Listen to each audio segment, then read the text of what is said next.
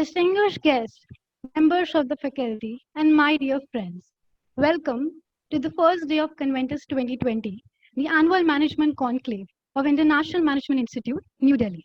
The COVID-19 pandemic has brought the world to a screeching halt. Institutions, corporations, and governments alike are getting accustomed to this new normal.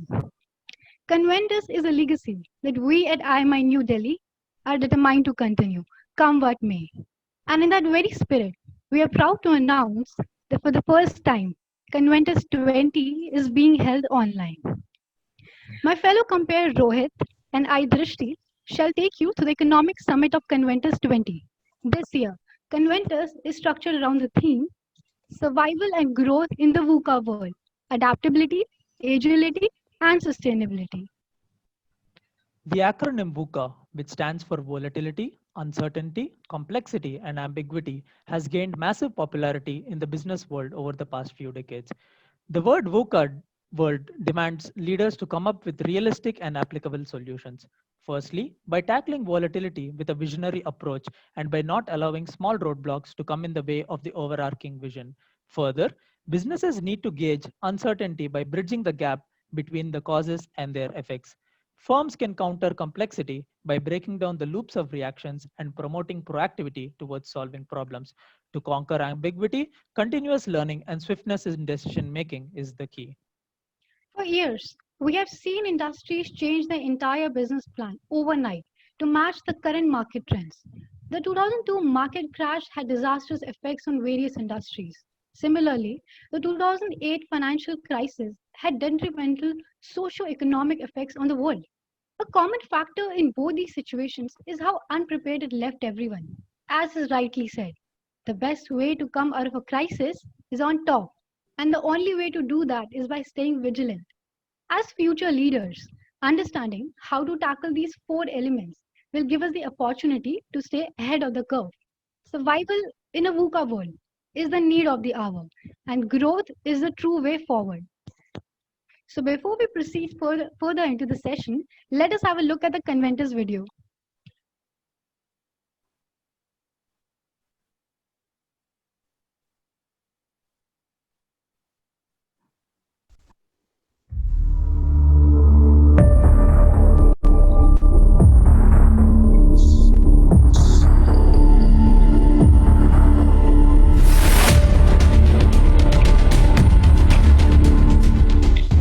Business often takes inspiration from the art of war strategies.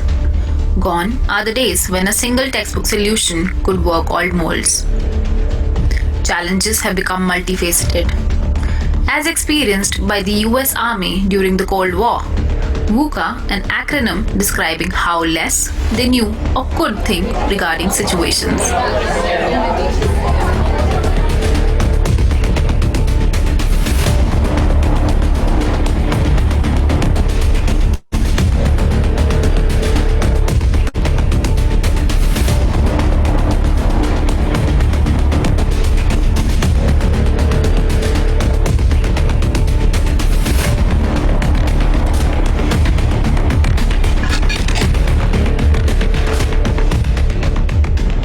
COVID-19 pandemic has thrown the world into disarray. Everything has become increasingly unstable. The concept of clarity is muddled.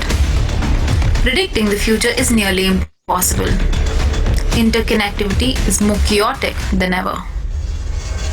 So, how do you plan on coping with the new normal?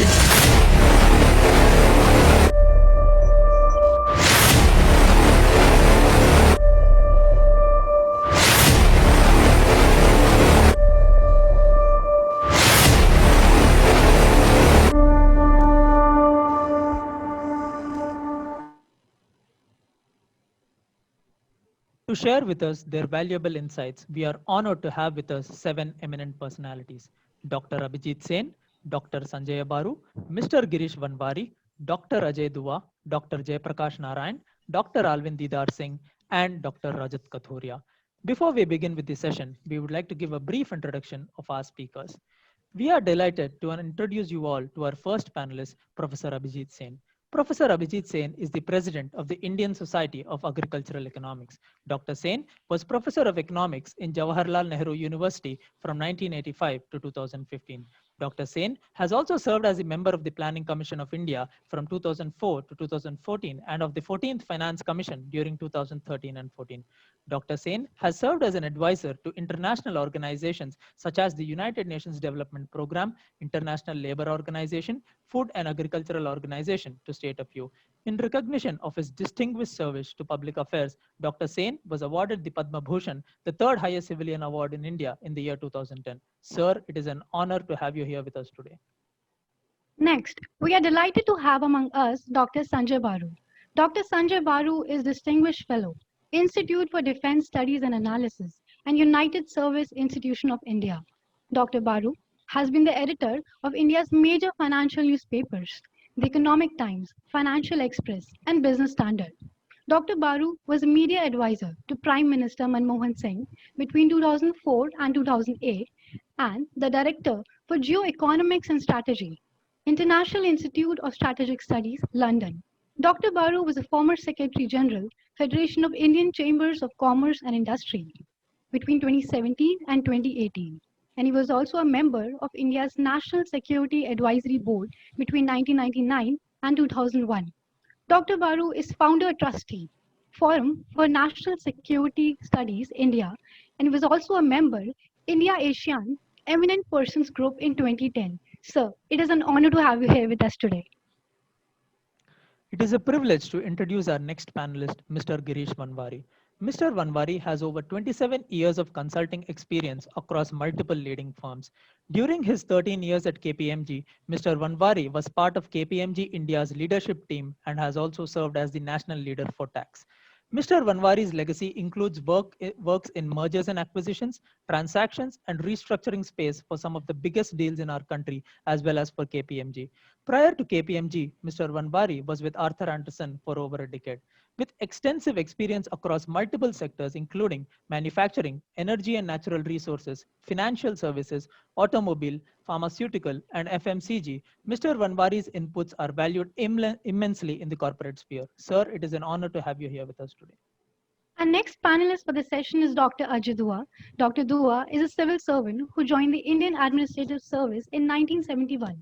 During his career, he has held several positions, including that of Secretary in the Ministry of Industry and Commerce. As Secretary, Dr. Dua was responsible for industrial policy, intellectual property issues, and catalyzing investment, both domestic and foreign. He has chaired the board of directors of multinational companies such as Areva T&D India, HSBC Invest Direct Securities India, and is currently on the board of Aviva India Life Insurance Company and Dabur India Limited. Dr. Dua writes on contemporary economic and social issues in national journals and newspapers, and is a regular speaker in various national and international fora on a range of development issues. Sir, we are delighted to have you here with us. Our next panelist for the session is Dr. Prakash Narayan, General Secretary, Foundation for Democratic Reforms. Dr. Narayan is a physician by training and has served as a member of the Indian Administrative Services for 16 years. Dr. Narayan has had a tremendously successful tenure and has held several important positions in the erstwhile government of Andhra Pradesh.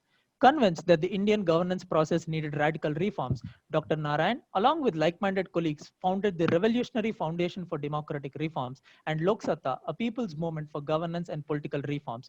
Dr. Narayan has also served as a member of the National Advisory Council, the Second Administrative Reforms Commission, and the Vigilance Advisory Council. Sir, it is an absolute pleasure to have you here with us today. Thank you.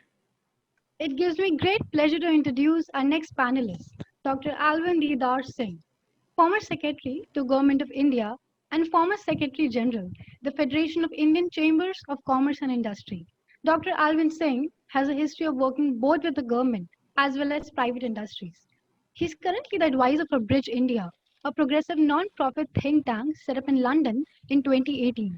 He also functions as the chair of the Diaspora Group of NOMID of the World Bank. In 2017, Dr. Singh was named as Global Fellow at IC2, Institute of the University of Texas at Austin, USA, where Dr. Singh has also served as the Commissioner of the International Labour Organization's Global Commission on the Future of Work from 2017 to 2019. Dr. Singh has 4 books and several publications to his credit. He has given lectures in several institutions around the world. Sir, it is an absolute pleasure to have you here today. Thank you.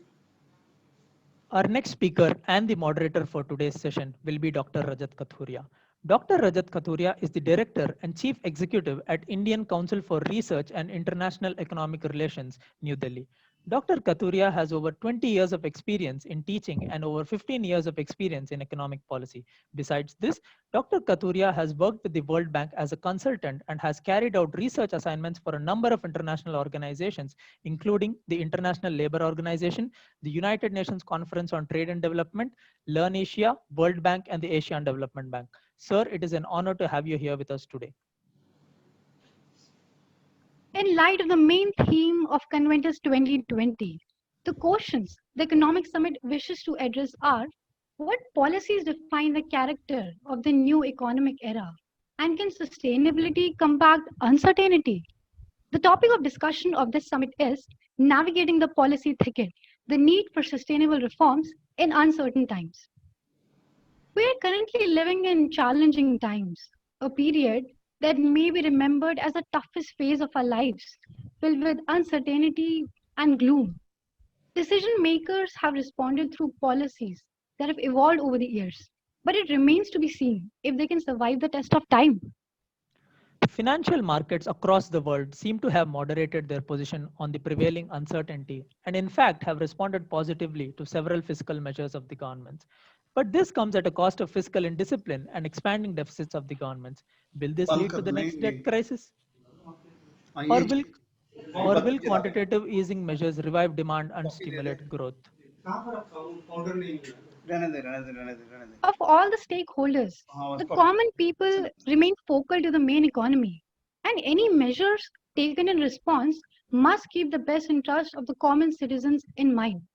With a multitude of issues facing the real on-ground economy, it remains to be seen how the policy makers of the world find the ideal path to recovery, growth, and holistic development.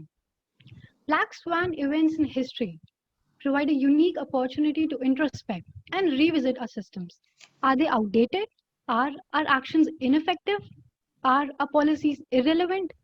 The impetus of providing direction and reviving growth rests with the economic policymakers who, with the multiple instruments at their disposal, provide a recovery path. Yet, the thicket of policy making remains tough to navigate due to the conflicting priorities, balancing short-term pain with long-term gain. With this, we'd like to invite our esteemed moderator for the summit, Dr. Rajat Kathurya, to initiate the panel into a discussion on the theme, Navigating the Policy Thicket, the Need for Sustainable Reforms in Uncertain Times. Thank you, Drishti. Thank you, Rohit. Thank you. For this invitation. It's always a pleasure to be back at IMI, to be speaking at a platform afforded by IMI. As I said initially, this is a wonderful panel that you assembled together. They're all stars, and especially for the topic of the day, which is sort of navigating the policy thicket, I think we've asked for a better panel. They've all been associated with policy at one point or another in their lives, and they continue to work on policy. So I'm sure we are going to have a very stimulating session. I'm going to just make a few introductory remarks and take the easy way out, which is, Professor said, if you don't mind, I will go in the order in which the students introduce the speakers, and then we can see how we take it from there. But I just wanted to make a few introductory remarks. I think the title of the acronym that the students have given, VUCA, probably sort of applies and isn't able to apply completely because we haven't seen the sort of unprecedented nature in depth and scope of this particular crisis. It's never been seen before, and I think we haven't seen the end of it. So maybe you would need a new, more deeper acronym to try and address what or define what this crisis is doing to economies and people around the world.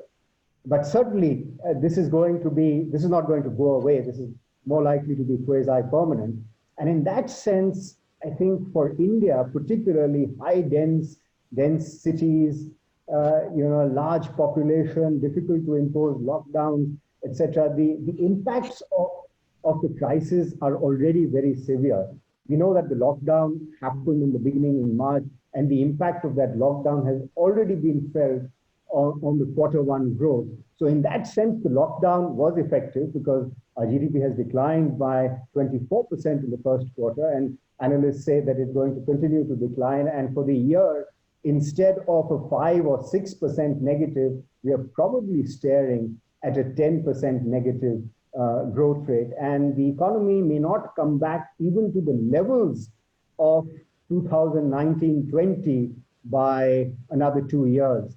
So by 2022-23, we're looking at just coming back to where we were in 2019-20. And 2019-20, remember, was also a year when growth had fallen to 4.2%. So this is a grave sort of crisis. But what this has also done, I think we're struggling with several things in the policy area. We want to know, policymakers wish to know where the growth impetus is going to come from. Previous periods of growth in India were led sometimes by investment, sometimes by exports and investments, and lately by consumption. And now I think public consumption is driving whatever little growth we have. So what is going to be the engine of our growth after 21-22? What are we going to look at? Is investment going to resume playing the role it had played in the economy during the first few years of this century? So that's a question. And how do you revive investment? How does one kickstart investment? In terms of sort of the fiscal stimulus, we've had, Western economies have thrown the kitchen sink at their economies, but we haven't been as sort of fortunate as them because we don't have that exorbitant privilege, or we don't have the sort of fiscal space. We have to look at our fiscal constraints.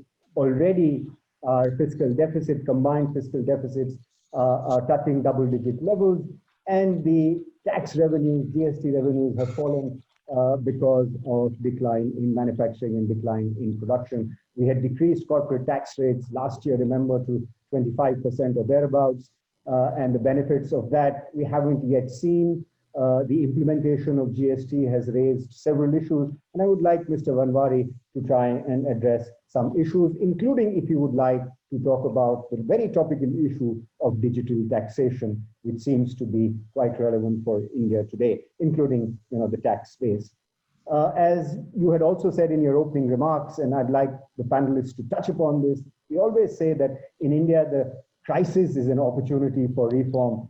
India always reforms on the edge of a crisis, and probably India is not the only country that does so. Several other countries reform when there is a crisis. This is an opportunity to reform. And one of the reforms that we sort of implemented yesterday, let's say, the bill on agriculture, and Professor Sen would probably be the best place to talk about this, is that there's already been a backlash on the agricultural reform, which tries to do away with the APMC, which tries to modify the Essential Commodities Act, link consumers directly to farmers or corporates directly with farmers, so that there's disintermediation in the system. Already there is a backlash against this in the Punjab, which, as you know, is the granary of a nation. So what's happening there? What is the political economy? Professor Sen, if you could sort of tell us, apart from other discussion that you have on the economy-wide factors that could drive reform. There is also a narrative around supply chains and building more resiliency around supply chains. And Sanjay Bharu and Mr. Ajay Dua, I hope you are able to shed some light on whether India will be able to domesticate some of the supply chains or some of the production that is vacating China. Unfortunately, in the past, we've seen that some of that manufacturing is locating in other countries. Now we see in electronics, Foxconn, Winstrom, Apple have made commitments to locate in India and use India as an export market that we desperately need to build resiliency. But what would the story around decoupling from China, how will that play out in an economic sense? Politically, we know there is a lot of talk about decoupling, but how will the economic narrative play out? What will the economic cost or transactions cost be? Some of that, if you could address. And finally, I think very importantly, this pandemic has exposed several weaknesses in the labor market, in the informal sector, because none of our workers seem to have any sort of social security or benefits linked to informal employment. And once you're thrown out of the job, you have no access to these social security benefits. And a lot of people, including in ICRIER, we've done some work that suggests that it's time that the government looks at providing some sort of benefit, social security to informal sector workers, which is 90% of our workforce. There is also a lot of weakness that has been exposed in the public health system, in our institutions. Is the spending on health, public health enough? What do we do going forward? We obviously need to strengthen both our health and our skilling to provide the sort of jobs that the Indian economy needs.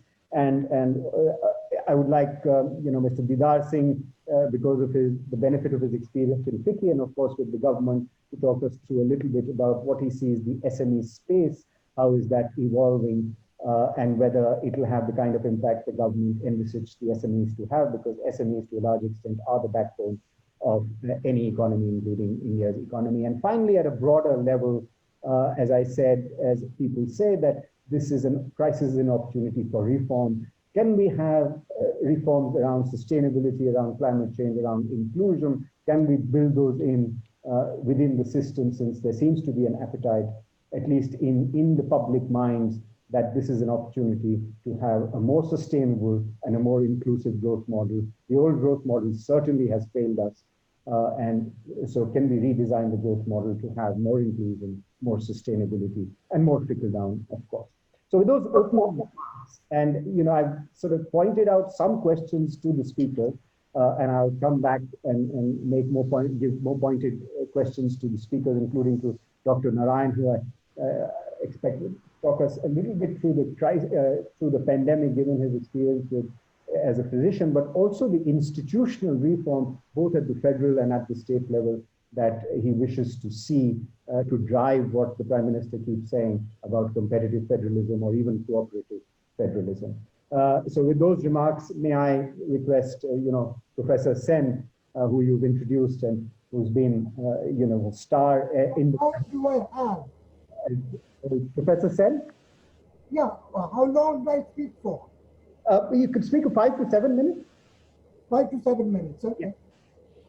And if you could address, Professor Sen, if I'm not interrupting you, do you miss the Planning Commission? Do you miss planning, or is it being done? Do we miss planning of the sort that we saw in the Planning Commission and industrial policy or planning? Would it be sort of right to have such an institution, or is NITI Aayog playing that role? Yeah, I'll answer. Okay, let me first thank the students who invited me, the institute that they study in, and a lovely brochure that they wrote for this particular webinar. Now, the only real complaint I have about that brochure is that it missed the environment completely, and climate change and the sort of things that Rajat said it is last paragraph almost. And the reason that such an omission is that that's where much of your present volatility is coming from. Whether it's the pandemic or whether it is some of at least of the questions that Rajat specifically asked me, that is in agriculture. Agriculture in India is already suffering from a number of problems, but one part of it is the fact that the climate is turning against agriculture. The other part of it, of course, is that prices don't seem to be working for farmers as they did in, say, a decade ago. Now, that means that prices are not going up, and because of weather, because of lack of water, costs are going up. Now, under these circumstances, farmers, like anyone else, try to fall back to what they know.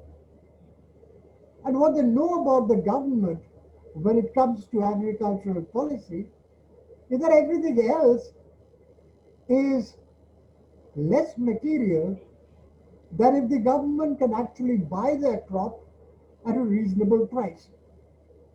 Now, this doesn't happen in most of India for most crops, but it does happen fairly significantly for rice and wheat in Punjab, Haryana, parts of Uttar Pradesh, and now increasingly in Madhya Pradesh.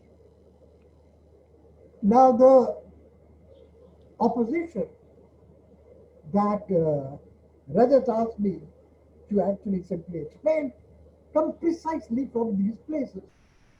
That is, it is Punjab and Haryana, and to some extent, I'm sure it is spread to Andhra and Tamil Nadu, but it's limited to those places where the MSP system is operative and at least to some extent effective. And there is from what I can make out, a skepticism on the part of the farmer that the private sector would step in and suddenly the prices would go up on that account. That's not what is seeming to drive.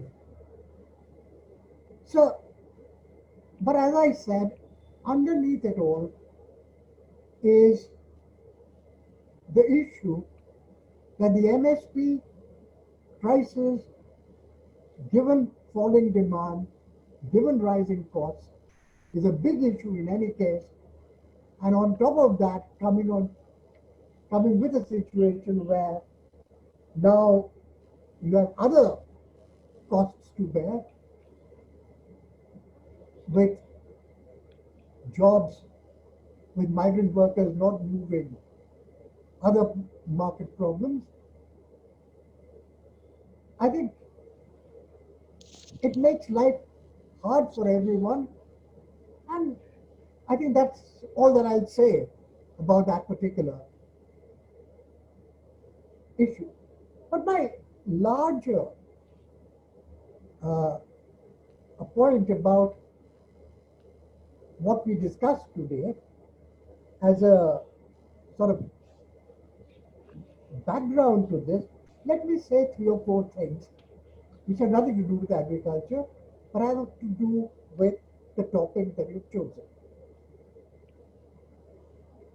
Now, you've chosen this topic as the pandemic, and of course, being a business school, you want to see its effect on the economy and entrepreneurship, on technology. Now, there is a temptation often to say that this is a unique situation. It probably isn't. Some things like this have occurred in the past. In fact, as recently, shortly after the 2007 world recession, you got the first lot of coronavirus, you may say. It was big, but the economic response by governments in terms of lockdowns and things simply didn't happen. And it didn't last very long. And so it was passed over. This one seems to be one which will last much longer. On the other hand, this one also seems to be one where collectively government after government, after having taken a decision to lock down, thereby depressing their GDP, have now more or less decided that they can't have this lockdown, so people must somehow adjust. And people adjustment will obviously lead to ups and downs. For example, all of Europe is now seeing a second coming of the pandemic. Has happened in several parts of India, Delhi, Bombay. It's happened across the United States. And you're going to have these ups and downs.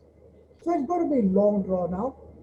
But over this period, you'll find that most people will get around to saying that, look, yeah, it doesn't affect us.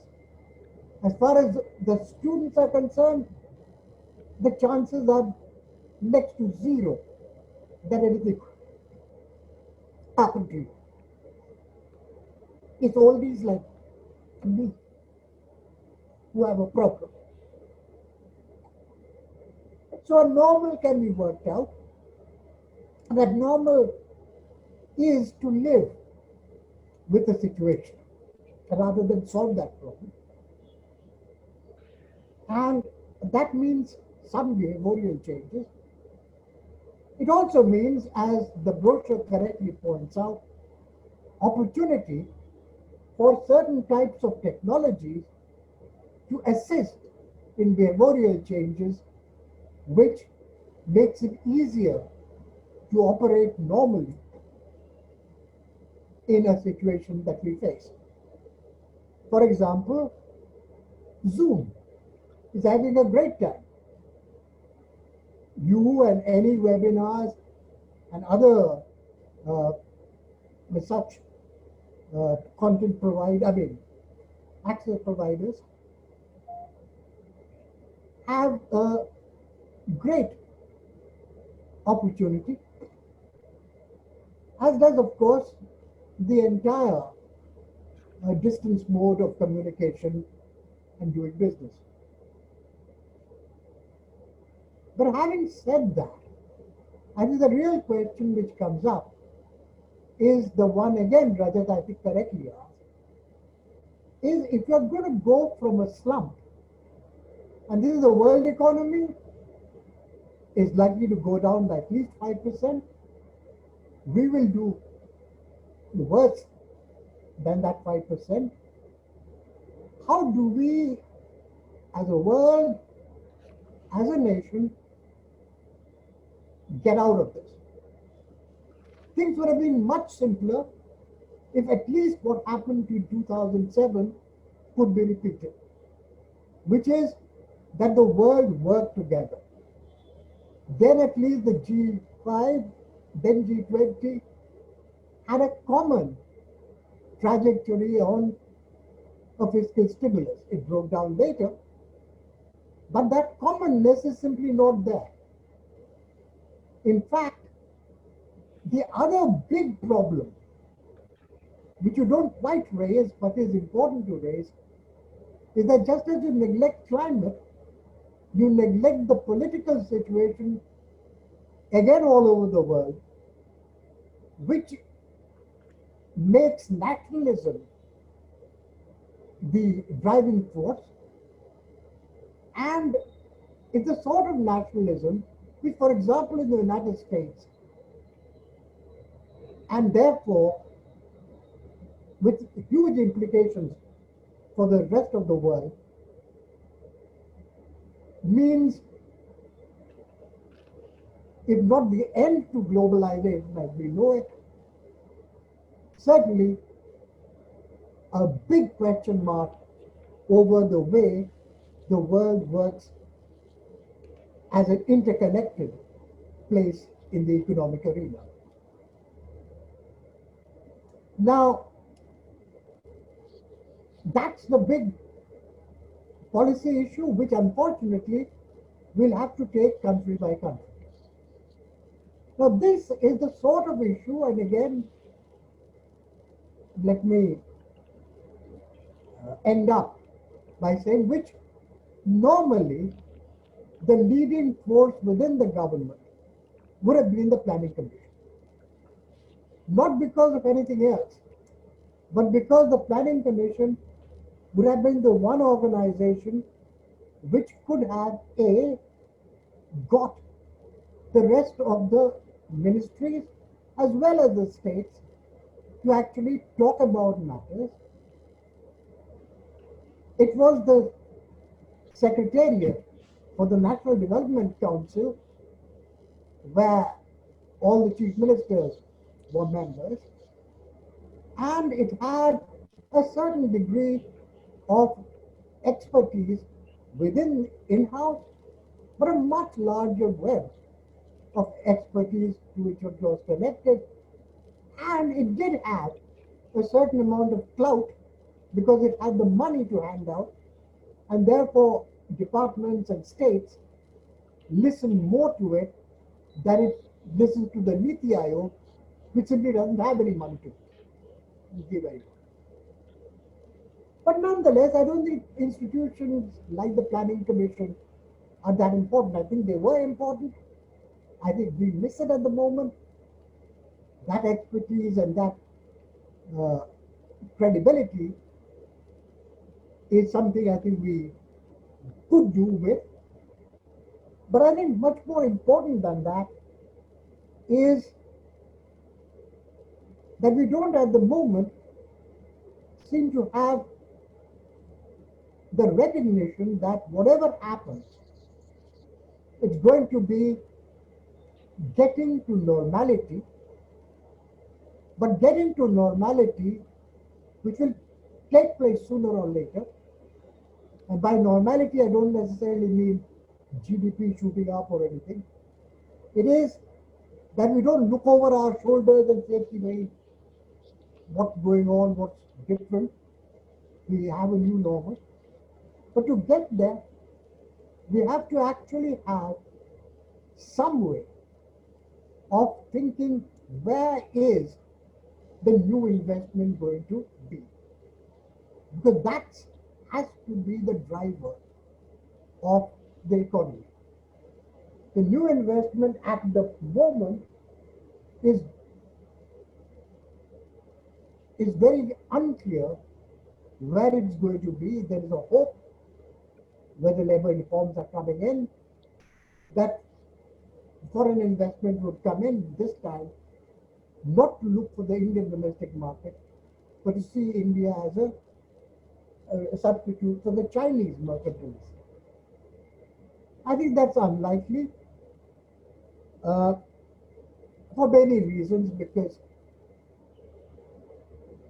in any case, India as a source of supplies will be competed out by a lot of other Asian players, as well as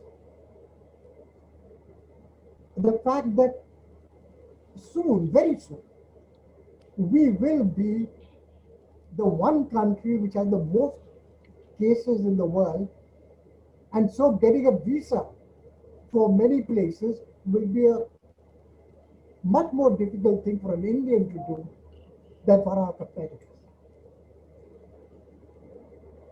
Nonetheless, therefore, I think domestic investment is what has got to be the driver. But which domestic investment? And I think the important thing is to go back to the first thing I said, which is think of domestic investment in terms of connecting back to nature. There is a lot that you can do, and India has to do, in terms of a much more climate smart, not just agriculture, but settlements, your present slum areas, what you saw in Hyderabad yesterday, what you saw in Bombay just 2 days ago, the way we can handle any of this. A lot of that costs money, and a lot of that can drive the economy up. In addition, of course, to get the economy going, you need to have money in the pockets of people who can spend, and these are the poor. So you need the sort of things that a lot of people have been talking about in terms of whether it is cash transfers or what the Americans and the British are, of course, doing to actually simply pay salaries. But whatever it is, to keep businesses from not going entirely down and from actually giving a cash transfer to those who are completely out of work. But having done that, I think we have to hope for the best, and we have to actually get ideas on where we can do better. And that's, I think, what most of the other speakers will probably be talking about. As an economist, I come from that fabled, not so very optimistic science. So I'll end there with. Thank you, Professor Sen. Very insightful comments and remarks, and I will naturally come back with questions. Sanjay, may I ask you to wait for a bit while I introduce Mr. Manwari to speak? Yes, I apologize. I've been told by the organizers that Mr. Manwari has to leave. So may I request Mr. Manwari to speak? And Mr. Manwari, I had a question for you during the introduction. And while listening to your background, you also work on mergers and acquisitions.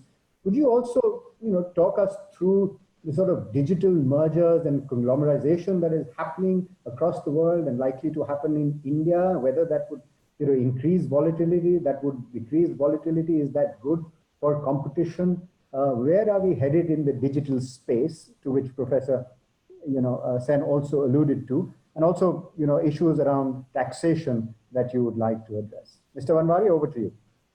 So actually, I wouldn't speak only about the digital space. I would just speak about all spaces. Since the lockdown began, there has not been a single day that we had an hour free. We were busy, our clients kept us busy, deals were happening, and we did at least a deal in a fortnight, which was very, very normal to what was there. As we talk, the deal pipeline is very, very strong. I look at my clients into two baskets. The first basket is the three things which we are doing today, which is having medicines, using technology, which is IT, technology, telecom, digital. And third is eating food, which is FMCG and daily use products. Those three clients of ours are rocking, and each one is at 100% capacity. And now, as Mr. Sen said, the China opportunity and supply chain and so on and so on. There is a lot of hope on the second category, which is the discretionary category, which is, the categories where it's auto, steel. And there also, as I visit clients, and now I have started to visit clients because clients are meeting us, we're flying. And in that scenario, what I see is people are reaching, some are at 100% capacity, some have reached 70-80% capacity. I come across very few people who are at below 50-60% capacity. So things are picking up quicker than what we thought it would be. Deal interest is very, very high. And I would categorize the deal interest into 3-4 buckets.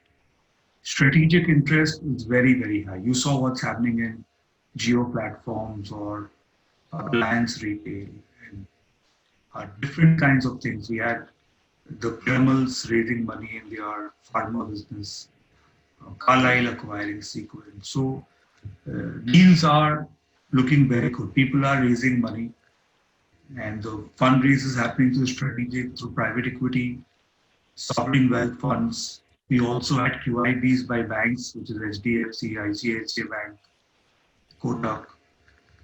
So money is flowing in the country. Money is flowing in the country. Am I bullish? Am I bearish? Is COVID a big issue? I think as I move around, I'm not bullish or bearish. All I know is that 1.3 billion people, there's lots and more to happen in this country, and things will look better as things go by. COVID is not going away, but what I see is people are getting used to it, people are adapting to it, they know how to deal with it. So the deal flow is going up, and India is looking to be a bigger and bigger opportunity for our global investors and Indian investors too. On the policy front, I want to make 3 points. My first point is on tax. We spoke about the rate fall. We spoke about faceless assessments and different kinds of things happening in income tax. But really the worry is that with the collections not happening the way they are because of the first 6 months not being fully optimal, what will the government do to increase its direct tax kitty? How will all this digital taxation, the faceless assessment pan out? And how will the education of the department happen? And how will the client department interface work out? Is a worry which corporates have in terms of ease of doing business. As far as GST is concerned, GST is again picking up now. First 3 months were not good, but now things are looking to be better. But it has its own glitches, and how will the shortfalls in GST be met from an overall budget perspective?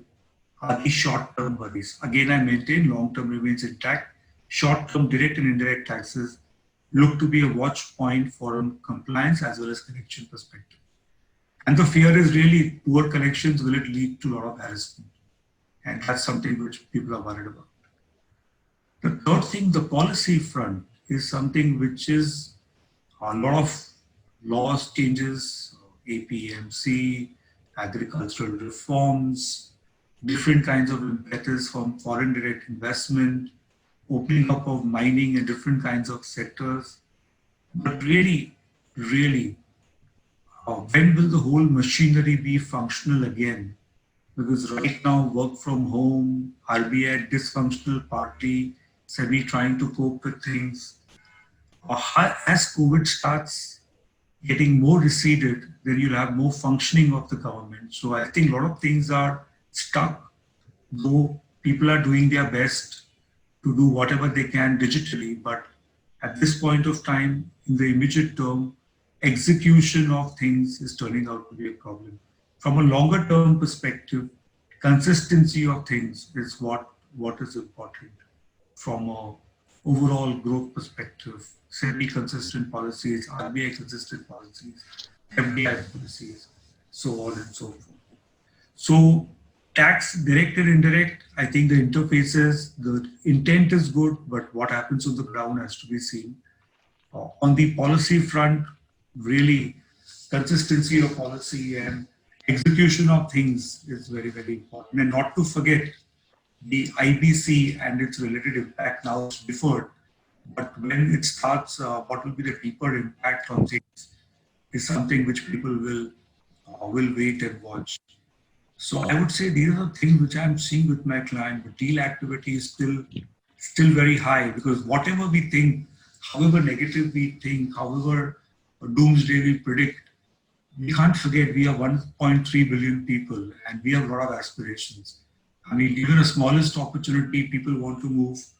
Given the smallest opportunity, people want to take their families to a better future. And we are deeply under-penetrated in many things which we do: insurance, pharma, housing, auto, infrastructure. So being an investor, being in India, sky's the limit, and M&A will only keep more and more going up as we see the way forward.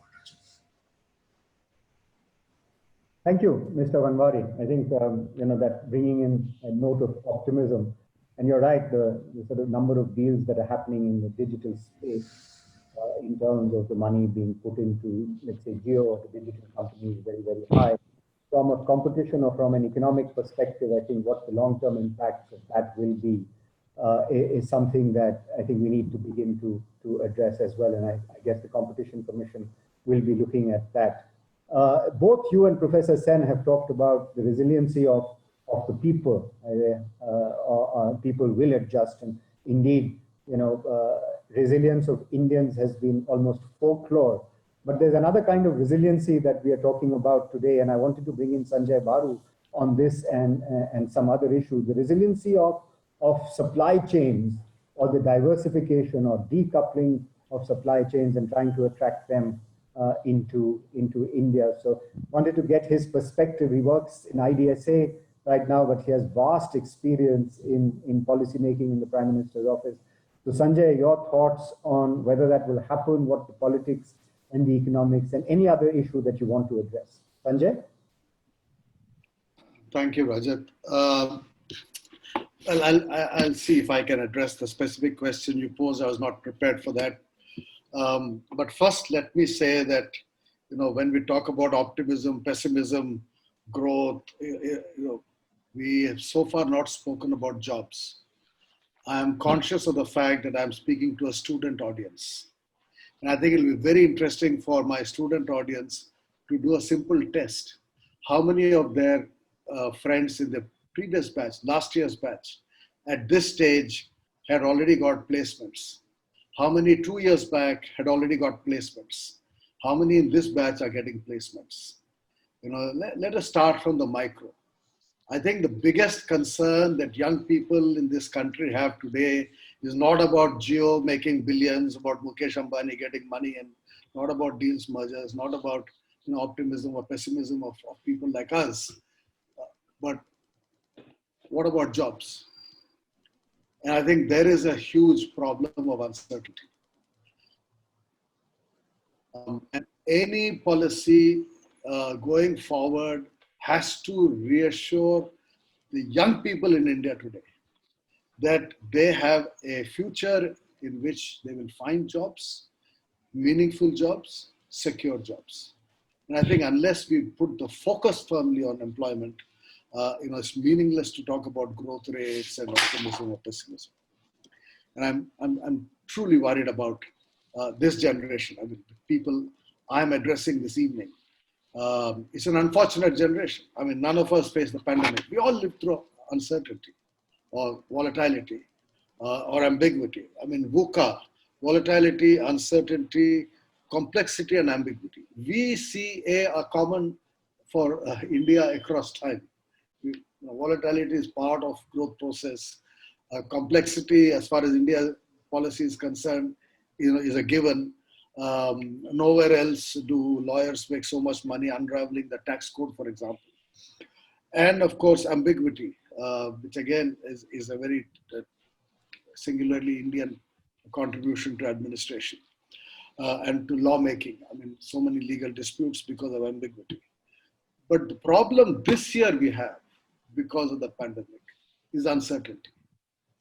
So, when we ask questions about investment, about specific question you raised, Rajat, about supply chains, about intentions, I think it's very important to realize that unlike crises of the past, which are consequences of mistakes or misjudgments related to risk, the crisis of today is related to uncertainty. And as students of economics, no one has to distinguish between risk and uncertainty. Risk is part of a capitalist economy. There are various ways in which you plan. Things go wrong. Companies know how to deal with things going wrong. So whether it's a derivatives crisis, as we saw in 2008, or a balance of payments crisis, or a fiscal deficit crisis, these are all predictable situations where economic policy options are available. What do you do with uncertainty? The problem in India today for a lot of people is uncertainty. I'm sure there is an increase in activity as a consequence of the lifting of the lockdown. How much of it is greenfield investment? Where are the new projects? Where are the new jobs? Who is creating those jobs? I think that is the critical question. And without greenfield projects, without jobs, uncertainty for the younger generation will continue. As they come out into the marketplace and find that they have to wait for 6 months, for 1 year, for 2 years before they get their first job. And on the issue of supply chains, it's the same problem.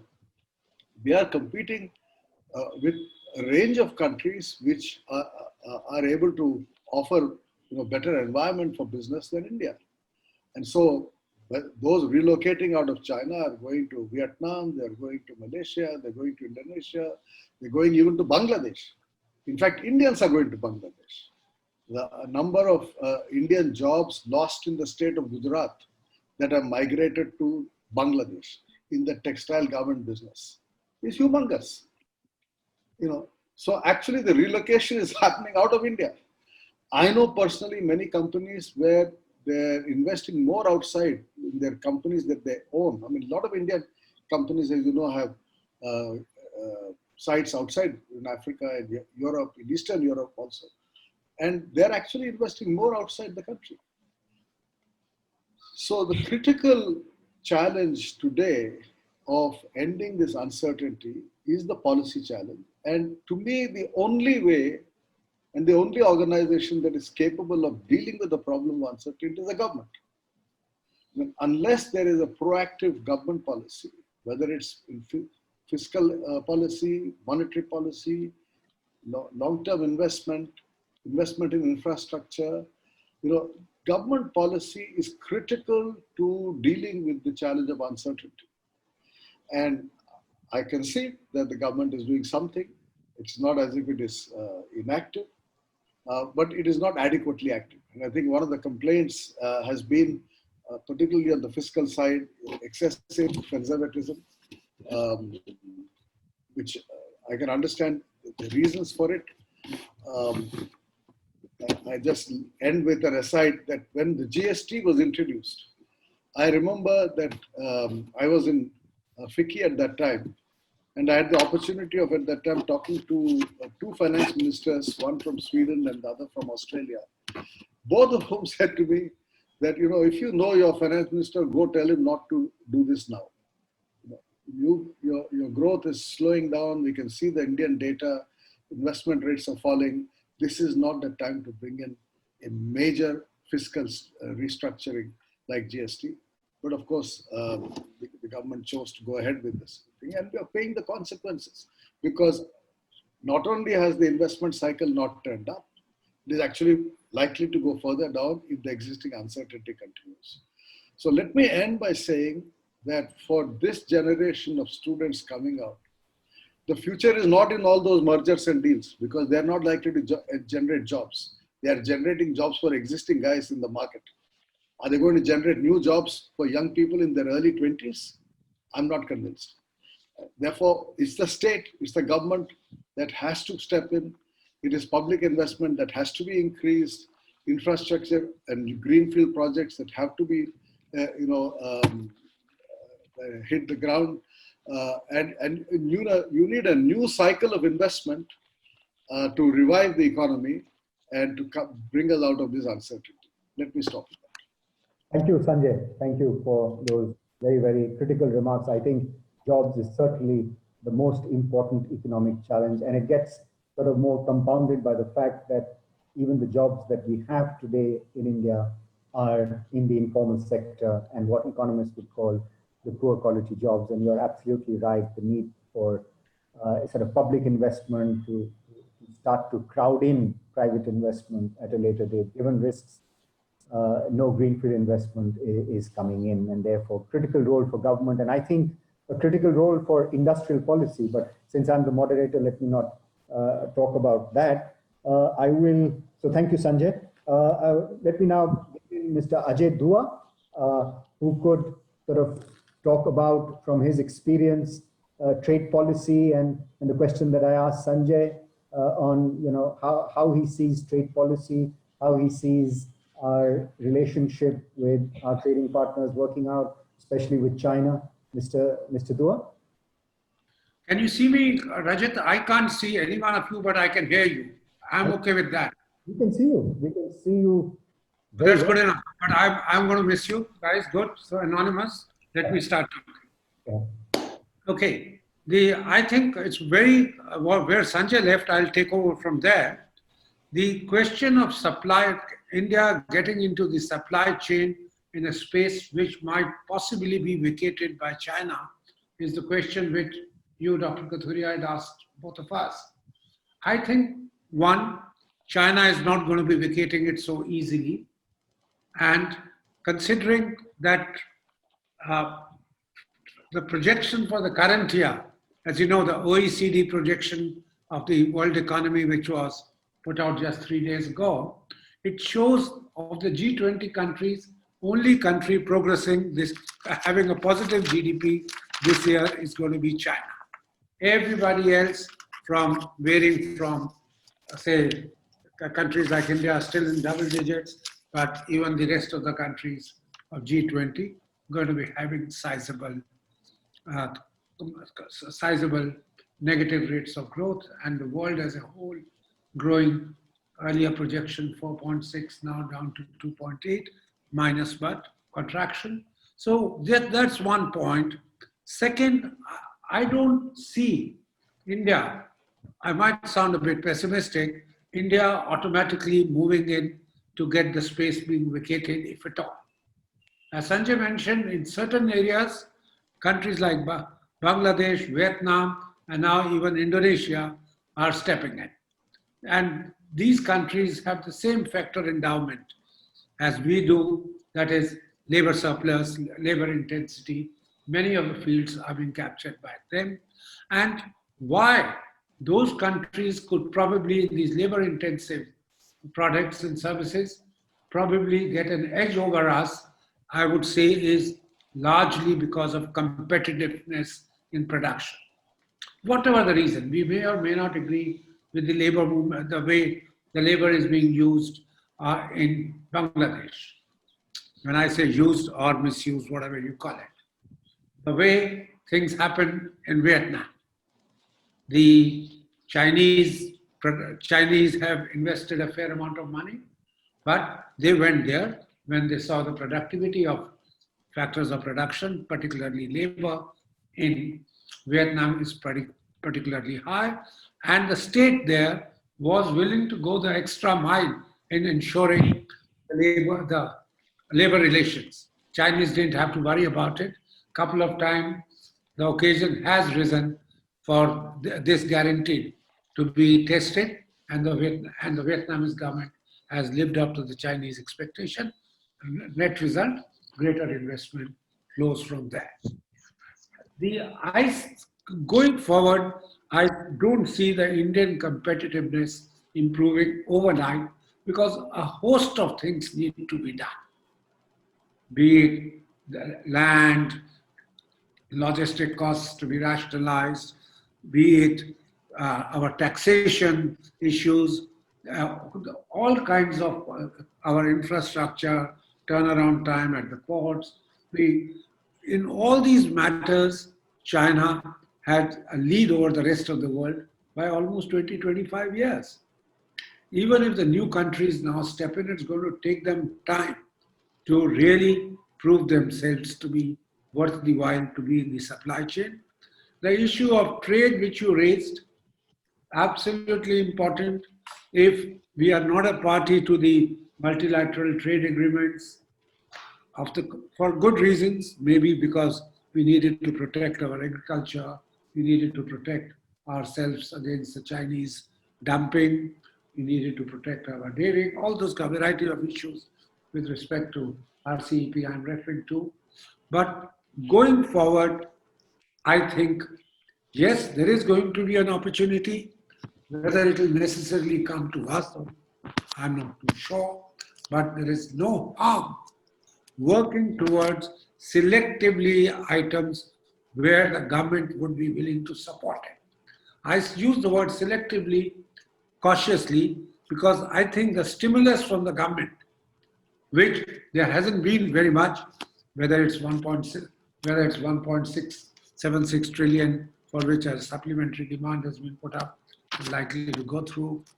The fact is the government is not going to be able, whether we like it or not, giving financial incentives or greater fiscal incentives to a whole host of industries, including in the services sector. Services sector, travel, hospitality, leisure, entertainment, etc. Probably many firms there will go down under. But even, I think like yesterday, the report was that the government is not even proposing to heed to the demand for GST in the auto sector, GST reduction, though it meets quite a few of the requirements of being labor intensive. It's a fair amount of it. The import substitution, there is scope for it, but in any case, average is about 4% of what goes into the car industry in India comes from outside India, maybe still China a fair amount.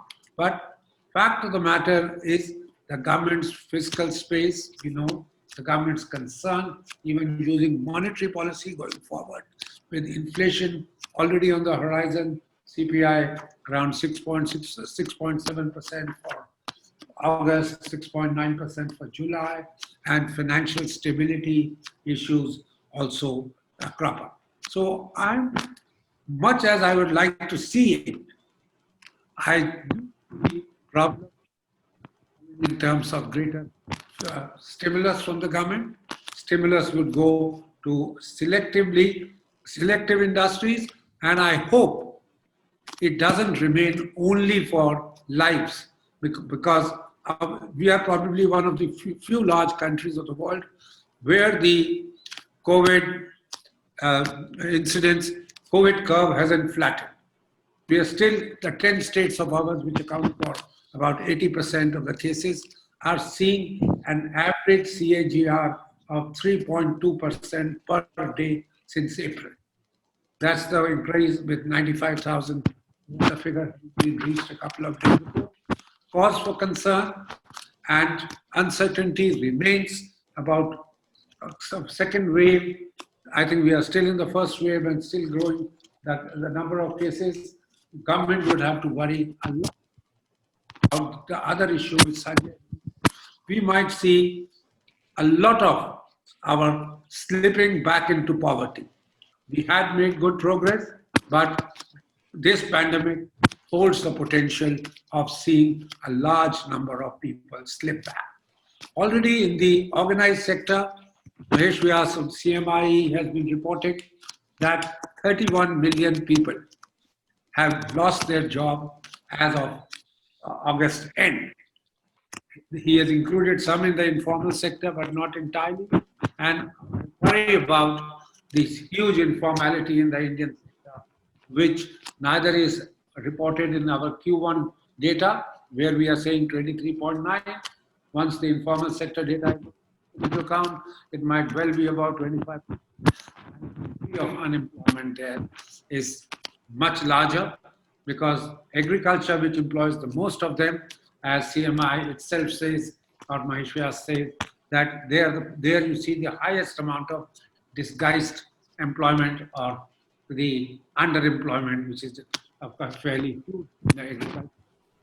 And we may, so far agriculture, kharif crop good, sowing good, etc., all that's there, but let's keep up that of spending doesn't have to be again lives, doesn't have to be rural sector, much as it was needed, that the money put in where the labor intensive sectors are, and if not to be able to, not necessarily to join the supply chain, just for making sure that the Indian economy does not go the same way as it would have gone in the first half of the year, in the second half as well. Let me stop with that. Thank you, Rajat. Thank you, Dr. Dua. I think you've raised some really important points around industrial policy, around competitiveness and India's lack of competitiveness. And I think the point about the need for investment in public health so that people can be prevented from slipping back into poverty, given the out-of-pocket expenses that we see on health that a lot of people in India make. Calls for strengthening our public health systems. And I think there can be no two ways about that. Thank you, Dr. Dua. It's my privilege now to bring in Dr. Narayan. And Dr. Narayan, if you could, I heard that your background is a physician, and of course you've been an administrator. So I wanted to pose two questions to you and then leave it to you to address any other issues that you might. If you could talk to students and all of us panelists also, where do you see COVID and where do you see all this, the infections in India, given that we are a high density country, a high density economy, our cities and slums, etc. Where do you see this going, and what will the second wave mean for us if it does happen? And we think that it will happen. What does that mean for us? And second, from your perspective and where you are, strengthening institutional reforms is absolutely critical. Is this the right time to begin to strengthen those institutions, those institutional sort of framework, given that center-state relations are tense, not only because of GST, but because of different political identities? Do we need to really strengthen these now, or wait until the pandemic passes and then begin to strengthen institutions in India? And any other questions, Dr. Narayan, that you wish to address? Over to you, and thank you so much for being here. Thank you, Mr. Chairman. I will certainly try and address the questions you raised, but let me put things in context. Now, you said at the beginning, twice I think, that the crisis is an opportunity. I entirely agree with that. Because we must recognize that our economic problems predate COVID. Let's not use COVID as an excuse for all our problems. There have been long-term structural problems, and our acts of omission and commission over decades, and incomplete reform, and excessive crowing and boasting without actually doing the hard work to build the economic sinews have hurt us for a generation. And I entirely agree with you. As Paul Romer said, a crisis is a terrible thing to waste.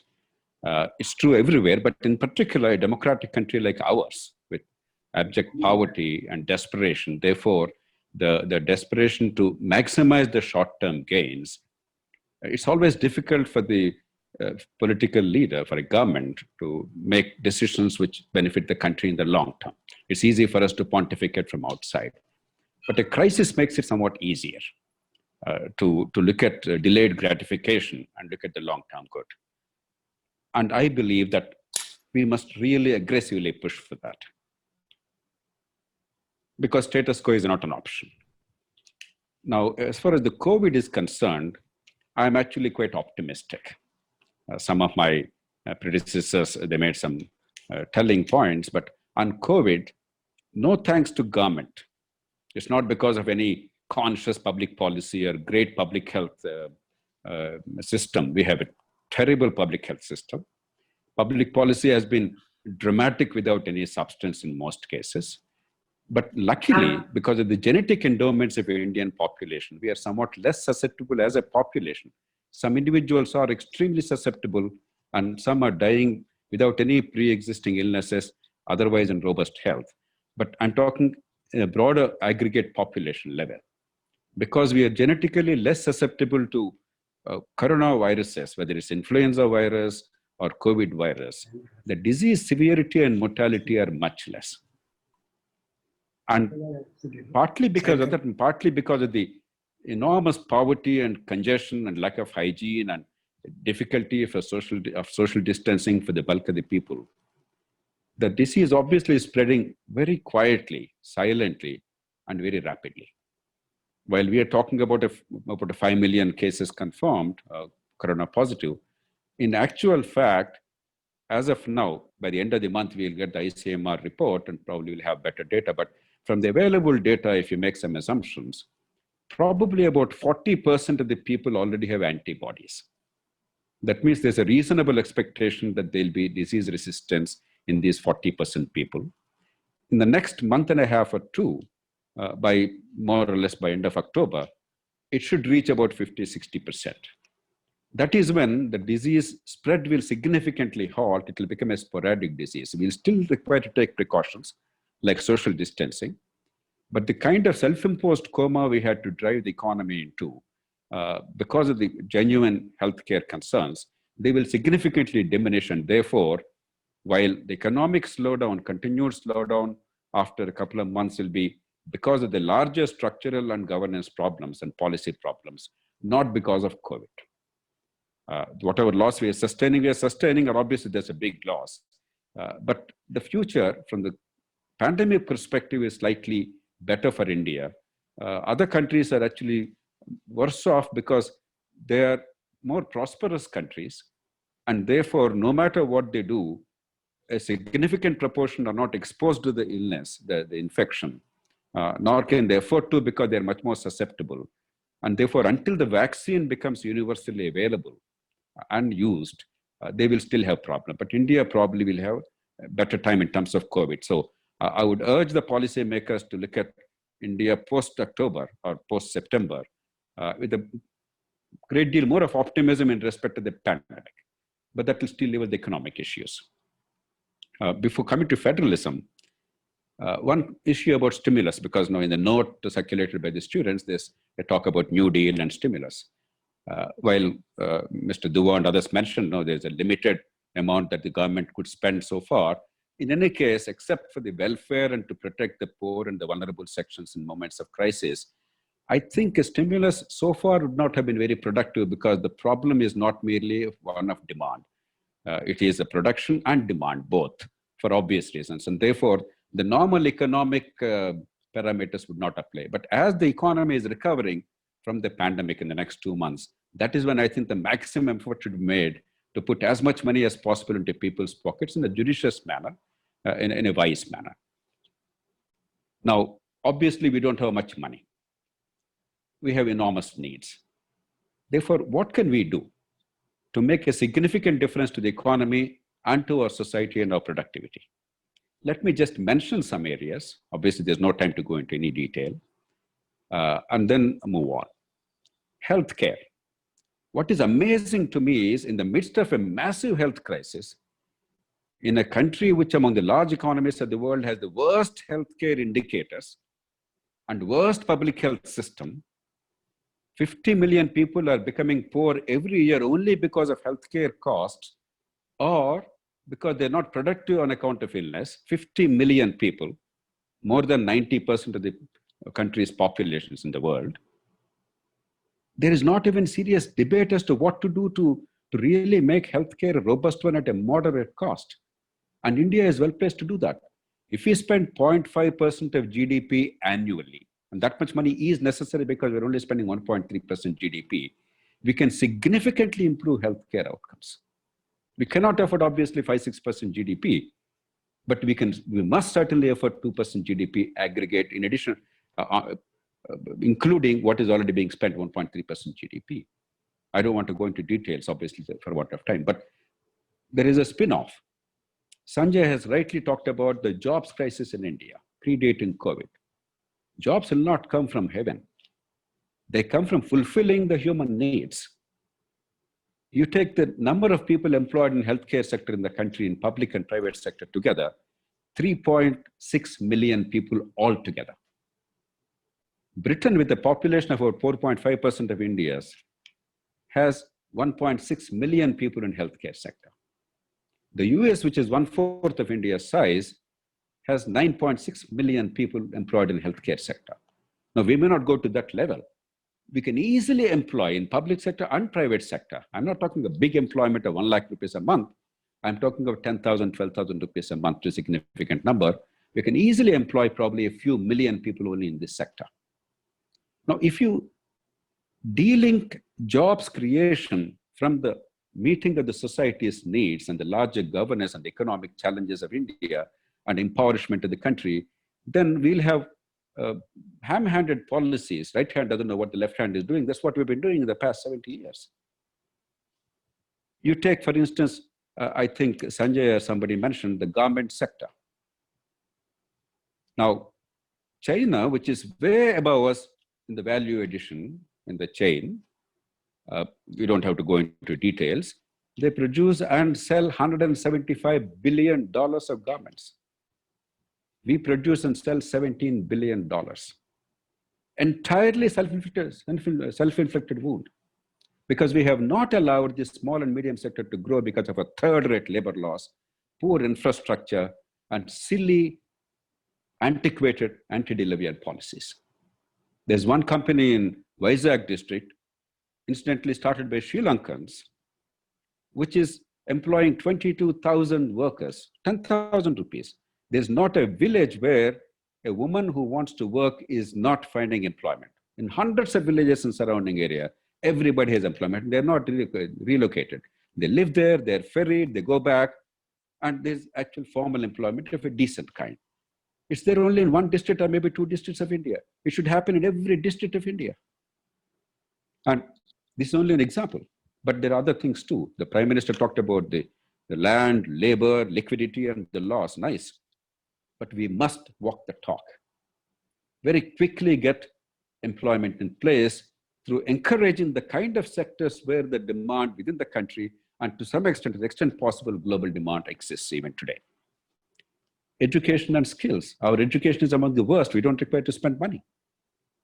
We are already spending 4.4% of GDP. The national education policy is a pretty robust one at last.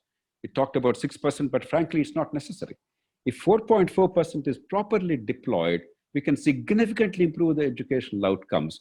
But more important, simultaneously in the short term, at least the more important thing is millions of unorganized workers have lost their jobs.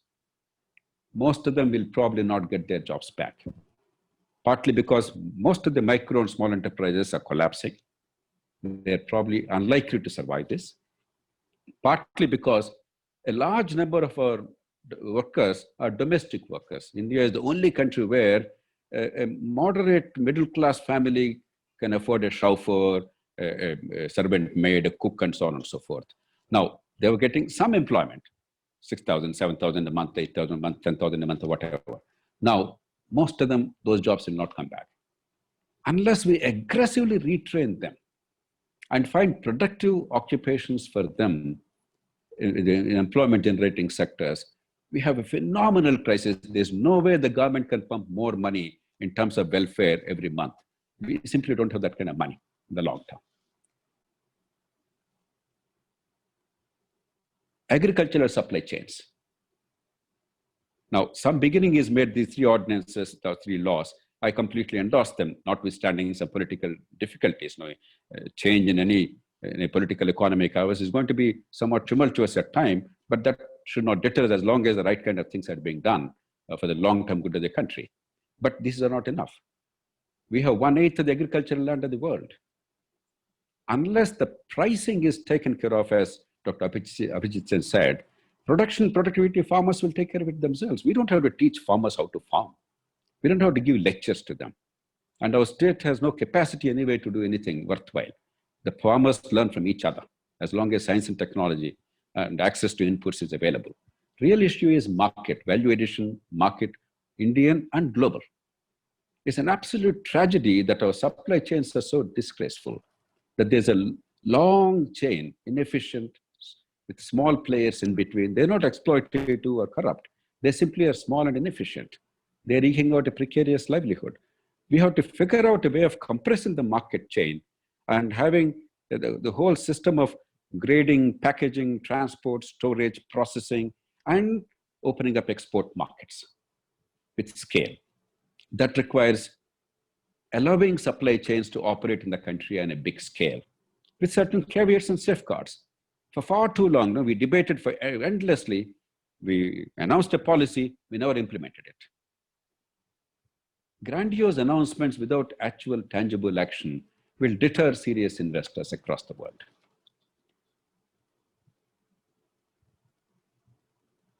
There are some areas where we don't require to spend money at all, or not much money at all. Education, I mentioned already. Service delivery. COVID crisis essentially is a big city crisis. Big city management. Cities have resources if only we know how to deploy them, how to encourage mobilization of resources. But our cities are absolutely underpowered. We have overstructured, underpowered constitutional framework. You talked about federalism, let me link it up with that. luckily, I'm actually pretty optimistic about federalism. If there's one thing in our political evolution in the past 25, 30 years that's very positive, it is the federalism. Partly because of Bombay case judgment, the political evolution of India, coalition governments, states coming into their own, economic liberalization, the Finance Commission, the 14th Finance Commission in particular took it to the apex, whereby there is a very non-discriminatory and rule-based sharing of revenues and so on and so forth. And I think we dealt with the language issue, the diversity issue pretty well in this country. So I'm not unduly worried too much about the union-state relationship, except that the 15th Finance Commission, instead of taking things forward, is trying to now take steps backward. For the first time, if I'm not mistaken, there is a talk about the requirements of the union government in determining the share of the states, which was never the issue. But the real challenge is the local governments. The 14th Finance Commission made an allocation of about 280,000 crores, if I recall, over a period of 5 years to local governments. I pleaded with Dr. Venugopal Reddy and the commission at the time to make it a share of the revenues, just as the state gets X amount of the states get X amount from the total tax revenue of the union government. In that, to the local governments, transfer a certain percentage. And ask the states to transfer the personnel with the salary burden to the local governments, which automatically means the transfer of functions and accountability, etc. Therefore, there's no fiscal problem for the states, but the power would have devolved on the local governments. We were not able to do that. Unless we actually empower the local governments, at least urban and city local governments where resource base is there, I really do not see how service delivery is going to improve. Urban infrastructure is going to improve. Urban housing, which is a desperate need, there is a demand for about 20 million households, housing units in urban areas in the country. I don't see how we're going to ever make a serious difference. And the kind of pain and anguish that millions of ordinary rural migrants in cities had to undergo in this COVID, it must open our eyes. If we have any sense of, any iota of humanity in us, any sense, economic sense in us, I think we must aggressively push urban housing, urban infrastructure, and urban governance with accountability. I'm not one of those who say transfer power and keep quiet. No, hold them to account. But for heaven's sake, let the cities take responsibility first. Let them have the chance. That doesn't cost money. Welfare restructuring. Obviously, India does not have enough money to create a sound welfare system, because in a country where education, healthcare, basic infrastructure, public amenities, even rule of law are in shambles, we don't have the kind of money that we need to build a decent welfare system. But some efforts are made by the union and particularly states in recent years. But it's time that we tried and combined this. Instead of having some 25, 30 programs, many ad hoc, we have to see how best we can actually combine them. I know I'll be speaking something controversial. The Food Security Act in this day and age, the assumption that food grains is where food security lies, when actually the malnutrition is in protein, not calories. Where there is food market actually works, there is surplus food grain available in the country, there's a glut in the market. That's an absurd thing. We created a corrupt, leakage-prone, expensive system of MSP, of procurement, and we're driving all production into cereals for which there's no demand, and underproduction of pulses and oilseeds, of which both of which were biggest importers, and shortage perpetually of milk, meat, fish, eggs, fruits, and vegetables. Everything is topsy-turvy. We have to dramatically change the way we look at agriculture and the welfare system in the country. I'm optimistic because I believe, despite everything, and there I broadly agree with Mr. Manwari, I think we have tremendous internal dynamism. If only we go to the next generation reforms. In 1991, we took up limited reforms, but genuinely, honestly, we pursued them to the end. But essentially, they were about removing the license Raj and allowing economic competition and choice to the consumers. They were to some extent about the prudential norms in banking and financial sector reforms. Not much else has been done. Now we have to aggressively push for other things. Some of the steps taken are halting, but good. I encourage them. Agriculture, for instance. The education policy recently released, for instance, I think is a sound policy if only we all get together to make sure that it's actually implemented on ground. For instance, the power sector, the attempt to actually meter the agricultural power connections across the country by a union law, some initial civil service, some accountability systems. But the problem is, we do a little, we publicize a great deal, we become super political marketing men without actually following through and doing the whole thing required to make our economy strong and our society stable. I think we must do much more rather than self-congratulate ourselves. But I believe there is immense possibility. Despite the dark clouds, there are tremendous silver linings. We have great opportunity, and this crisis should propel us. And if all of us put our heads together, hopefully we can make a significant difference. Let me conclude with just one broad statement. As somebody said the other day, and I entirely endorse that, we overestimate our capacity to achieve things in the short term. We underestimate our ability to actually make things happen in the long term. We should not look at 3 months, 6 months, some dramatic things happening. I know politicians obviously have a need to go back to the voters and tell them how wonderfully they've done. But if we put the right steps in place, I believe in a period of 5 to 10 years, significant change can happen. There are no shortcuts. I hope we'll move in that direction. Thank you. Thank you, Dr. Narayan, for that really stimulating talk. And I would encourage the students to think about hosting a session on some of the points that you have made separately on cities. I think cities is an area which deserves a complete seminar on itself, by itself. It is so important, and I won't even begin to try and get into some of the things that you said, Dr. Narayan, but thank you so much in focusing on. I think you also focused on need for a coherent policy, as some of the other speakers have also done, and the execution bottlenecks. Who better than you to know of the execution bottlenecks that exist in India? Last but not the least, I'm so happy to bring in Dr. Didar Singh, who's had such a wide-ranging experience. You've read out his bio, but he's had experience, and I've sort of interacted with him on the Australia-India strategy when he was working on that. I've sort of interacted with him on several of the platforms in which FICCI, his experience in FICCI, and also his experience in foreign policy. So, Dr. Didar Singh, I asked you a question in the beginning on SMEs and their role in job creation, what your experience in FICCI was. But I think you can paint a larger canvas based on your experience on trade, geopolitics, and globalization, if you want to, tread on that territory. It's a privilege to invite you. Thank you. Thanks, Rajat. I'm going to first address the students, actually. Your question will also get answered, but I'm going to first address this. Some 240 participants here, and they are looking at the next examination. And today's question is navigating the policy thicket. So let me just leave them with some policy reform suggestions. That's the first thing I want to do for the students. This is not for all our wonderful experts, and I'm going to try and stick to my time also, by the way. Number one. This is, I totally agree, this is a pre-COVID reform situation. It's not COVID that's brought it on.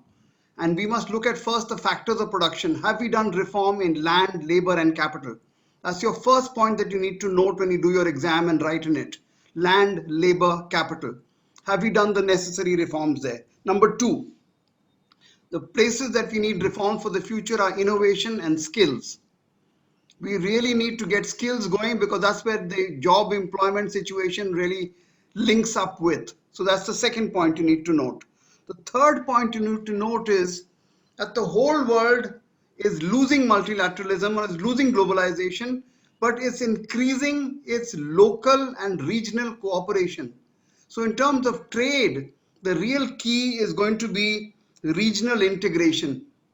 And that's where answers your question also, Rajat ji, you were asking about SMEs. I think the biggest response that we can actually expect is from exports by SMEs to regional areas. And here, whether it's BBIN or BIMSTEC or ASEAN, these are the places that we really need to hit at. The fourth point of reform that you need to look at, it's time that we began to look at empathy. That's a very strange one. It's a difficult one for you to understand as students, but empathy is what really government needs and what society needs and what humanity needs. And the last point, what Rajat also mentioned, climate change. Whether we like it or not, whether there's COVID or not, climate change is here to stay. And it's also taught the world that you can't handle climate change as a country, you can only handle it globally. So these are the 5 points on reform that I want you to understand and make. Also, because everything that we're talking about today, every country in the world is really moving to reform. Why? Because their economies are tanking. And on economies tanking, may I just say that I do not agree with some of the other panelists here who've said that this is a short-term thing and it'll pass, etc. It's not going to pass. In my opinion, you're now seeing a recession, and it's a recession to mark the actually beginning of the real recession, which is still to come. And here I'm saying, as the Americans would say, baby, you ain't seen nothing yet. It's a terrible state for us to be in, but really it's going to be very, very bad. And on that, for your exams, please understand that the people are talking today about what they call U, V, L, W, and K-shaped future economic growth. Please understand these terms. The ones that will actually work is the K one, the one they're talking about now, because what it basically means is that some parts of the economy will begin to do well, whereas other parts will go tanking down. And the ones that do well are going to be the digitally linked parts of the economy. So your Microsoft and your Geo and your Amazon will all begin to do well, but there's going to be a tanking in the informal sector that Rajat ji talked about a little earlier. And this is going to take a long time for us to recover back. So learn a little about it and to talk about it in your exams when you do these various type of curves that you're going to look at. In terms of parts of the sector or economy that are going to do well, I'll mention retail. I've already mentioned digital economy. I'll mention agri. I'll mention small scale export sector. And that's where the SMEs fit in. The small scale export sector has a real revival situation, and that's where we will see it beginning to happen. In terms of economic policy, the only thing that we really can understand about this whole COVID business is that governments must learn to be flexible. There is no final answer to any of these questions that we are addressing. No one type of reform is going to work. You need to be really flexible. And I must, in this context, mention to you that even this concept of ease of doing business has been thrown out of the window. You heard the PM mention the other day ease of living. What was he trying to say? He was trying to say that it's an entire ecosystem. And on this point, I will refer again to what Rajat ji was asking about the supply chains in China. You know, Tim Cook was asked this question. He said, why don't you move your Apple production out of China? And he said, if people think that I go to China because I get cheap labor, forget it. It's because of the ecosystem. The supply chain is so well integrated in China and the ecosystem is so well done that every aspect of production is taken care of out there. From innovation to production to manufacturing to supply chain to supply, everything is taken care of. So it's not going to be very easy to be taking away stuff from China. And let's realize the reality of this. So finally, it's a question of ease of doing business. It's a question of ease of living, looking at the entire ecosystem. And COVID is really teaching us that answer, that we must really understand and do this in a much better manner. Otherwise, we're not going to go very far. I will end with this, and this is 6 minutes now. I'm ending with this because I think your time is also up on your overall questions. So for the students, all the very best. If you need anything more, contact me. Thank you very much. Thank you, Dr. Girish Singh. That was really, thank you for being on time. I think you've raised an extremely important issue, which is the ecosystem which we lack in India if we want to attract value chains into the country. Our labor cost advantage often gets offset by handicaps. And there's some work that we have done that actually demonstrates that in the electronic sector, in the smartphone, in the computer peripheral sector, how the sort of handicaps prevent location of value chains into the country. But I think the government is seriously looking at trying to attract those by giving incentives that are compliant with our international obligations. And hopefully we will have something to show for the future. I don't know whether, I mean, this has been such an enriching discussion. Even, for me, it's been really good listening to such experts such as all of you. I don't know whether the students have the time now to engage in a question answer session. The panelists have. I will defer to the students and let them take over if they want to ask any questions, or the panelists have time. I know all the panelists are still there except one. Mr. Manwari has left. I think the other panelists are there. Students, do you have questions? Would you want to? Yeah, if it's fine with these speakers, we'll take a few questions. Request your students to be brief. Yes. Yeah. So like Anmol Agarwal, you can unmute and ask your question, and please mention the name of the speaker you wish to address the question to. So basically this question is for the panel as a whole. I wanted to ask that how should governments tackle the enormous deficit and the need for public investments that's currently needed?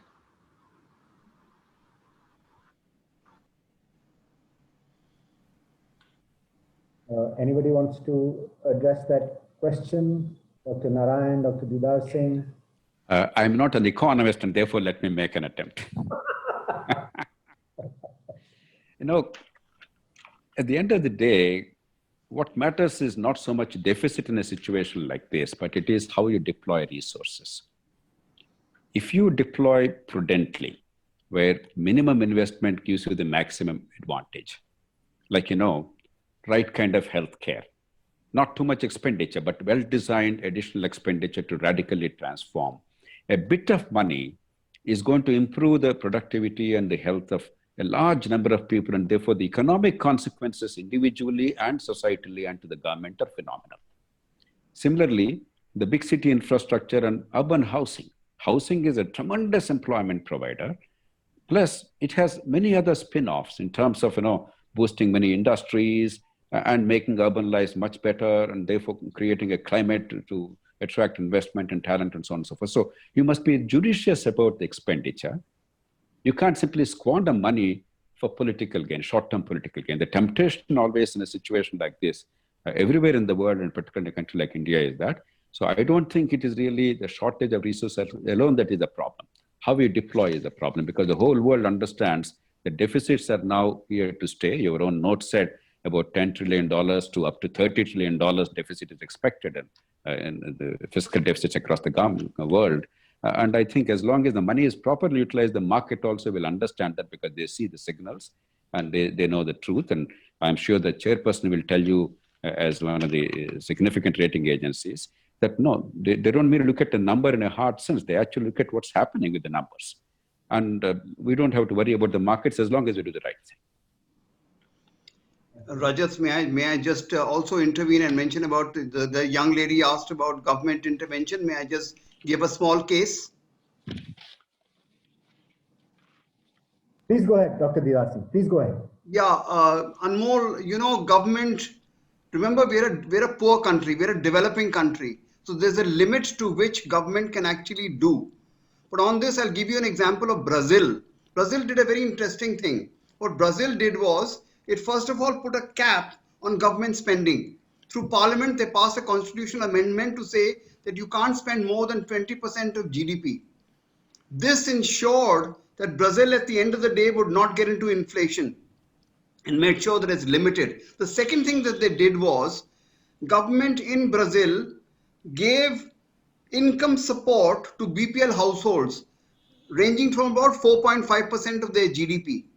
So on the one hand, you have a cap. On the other hand, you have actual transfer of funds to people within the limited fiscal space that government itself had in a country like Brazil. Now let's not compare ourselves to the USA or UK or France or Germany, where they can dole out large amounts of money. We can't. So therefore, we have to be very limited and do it in a targeted format. Thanks. Thank you. Professor Sen, would you want to say something on this and speak on public sector, maybe asset monetization, whether that's the right way to try and get some fiscal space for government? Well, I think, let's face it, there will be a financial problem of any expenditure of a magnitude required to get us out of, say, about a 20% drop in GDP. coming mainly from government, if that's what it has to be. If private investment doesn't step up on its own, let's face it, there will be requirement for very large amounts of money. The question is, can we pay for it? Not by taxes. Unless the economy starts moving again, those taxes aren't there. What you lost, you lost. And it's no point saving money by being efficient, because some of the impetus only comes by having the expenditure going on. So I'm afraid there is no alternative to monetization, however you look at it. You can call it asset monetization. You can say I'm borrowing on the basis of some assets rather than, but let's face it, monetization, a monetary expansion is the only solution to a situation like this, with a significant exception, of course, that it shouldn't cause inflation. And I think it's unlikely to, provided we don't mess it up again with lockdowns, which will, of course, reduce mobility and add to costs. Thank you. Back to the organizers. Do you think you have time for another? Yeah, I think we'll squeeze in one last question, short one. Anirudh Ravishankar, you can unmute and ask your question. A very good evening to the esteemed panelists. My question is to Dr. Ajay. Actually, I wanted to know what our mindset should be going forward so that we can, be contributing positively to the nation's ecosystem.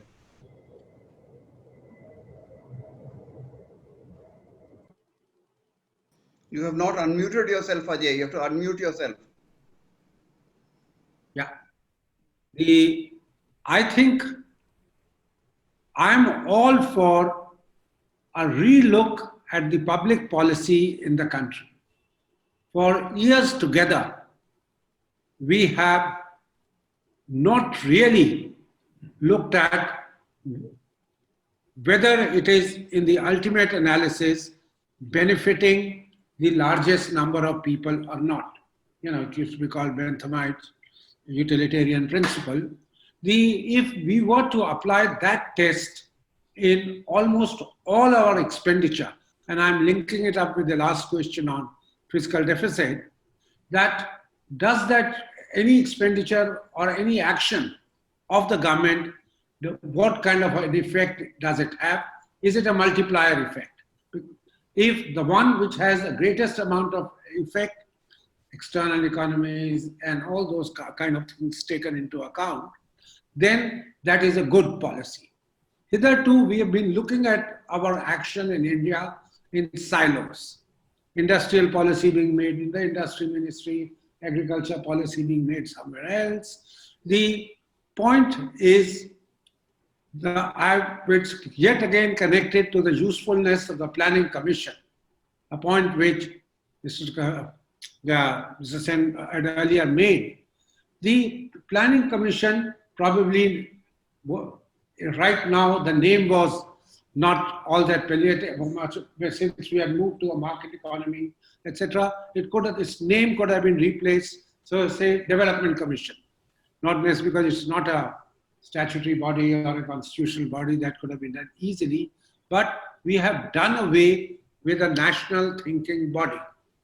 A thinking body which had over the years developed a degree of expertise and which also had a clout, as was mentioned, because the money, we called it planned expenditure, we could call it the development expenditure. That the government of India approved your development and a fair amount of assistance came in from there. So you've now raised the question more from the students' point of view. I would say the students could be looking forward to the fact that the government of the day would be increasingly forced to now look at integrated policies, making the policies much more people-centric, and this pandemic is going to be accelerating a change which was long overdue. Let me stop there.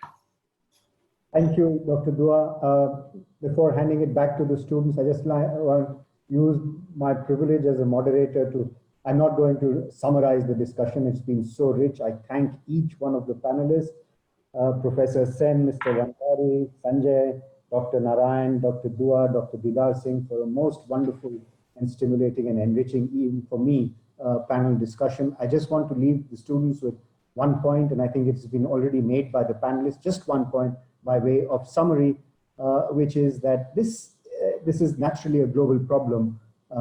Much like climate change, it doesn't understand borders, it doesn't respect borders, it's a global problem. It started in one small city and spread all over the world like wildfire. Given that situation, and as has been also said, India's problems preceded that, but I'm not getting there. Since it's a global problem, the natural thing to do, like we did with the financial crisis of 2008-9, was for the world to come together, and there was a platform, as Professor Sen said, there was a platform available, G20, which sort of was already there, but it got energized, and it began to look at a global solution to a global problem. And I think, unfortunately, what's happening in the world today, instead of becoming more collective in their approach to dealing with the pandemic, unfortunately, countries are becoming more inward-looking, more protectionist, more nationalist, and more xenophobic. And I think that's absolutely the wrong way to try and begin to address the nature and magnitude and scope of this pandemic. It will require a global solution. And I think in health, as Dr. Narayan has said, the vaccine will be developed not by one country, but by a collective approach. But not only for the vaccine, not only for health reasons, but for the economy to rebound, we need to shred this tendency to become more protectionist when a crisis is emerging. But it can't be done alone. It's like the prisoner's dilemma. If somebody else does it, my tendency is also to do it. But we have to find a way, like the G20 did in 2008, we need to find a way to become more collective, to become more sort of global in our mindsets. So I'll hand it back to the students. This is, as I said, been most stimulating, and thank you panelists for this wonderful panel discussion. Thank you, Rajat sir, for touching upon all the aspects that were covered in our discussion. Now, this is a brief request to our panelist speakers. You will be getting a notification, a request to join a breakout room. Please accept that request, and all of you will be taken to another room where our student council will interact with you. Can I be excused? I have another call at 5:45. Okay? Oh, sure, sir. Sure, sir. I also have to beg your leave now, Rohit. Thank you. Sorry. Okay, sir. Thank you so much.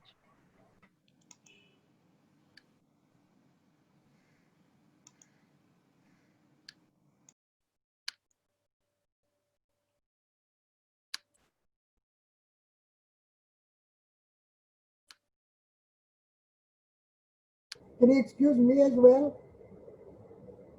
Someone is waiting for me. Sure, sure, sir. Sure. Thank you for your time, sir. Thank you for your time.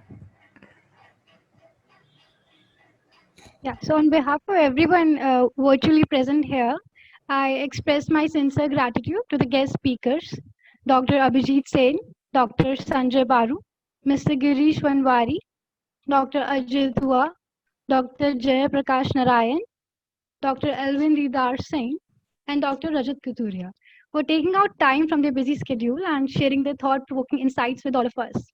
And post this session, we feel relatively more equipped to understand and subsequently bring about innovative practices in today's business environment as the leaders of tomorrow. And I would like to take this opportunity to once again thank Dr. Rajat Kathurya for consenting to be the moderator for the session and conducting the session in a highly coordinated manner. Yeah, ladies and gentlemen, with this, we conclude the Economic Summit. We are certain that this session has been very enlightening for each one of us present here. And once again, I would like to take this opportunity to commend all our guests, participants, speakers, professors, students, and staff of IMI, and our sponsors for their valuable contributions. RPSG as Associate Partner, MBA Trek as Career and Skill Development Partner, IOOCL as co-sponsor, DUBeat, an independent Student Newspaper as digital media partner, Health and Happiness Private Limited as e-commerce partner, Cengage as education partner, Divanka as fashion partner, Brewhouse as iced tea partner, Multimind Creations as innovation partner, Punjab National Bank as loan partner, DU Express as media partner, Human Capital as media partner, Mint of the Hindustan Times as new subscription partner, Radio City as radio partner, College Dunia as social media partner, Unity as student community partner, Innovators Bay Technologies Private Limited as technology partner, Campus Times Pune as youth partner, FinLadder, The Tribe Concepts, Umbrella Genix, Dr. Vaidyas, Cambia Sportswear, Superior Wire Co., Unschool, EduPeer, Your Space, Sage Publishing, and SG for making the session an unparalleled success, as well as the media persons for the online coverage of the event. Thank you once again to everyone.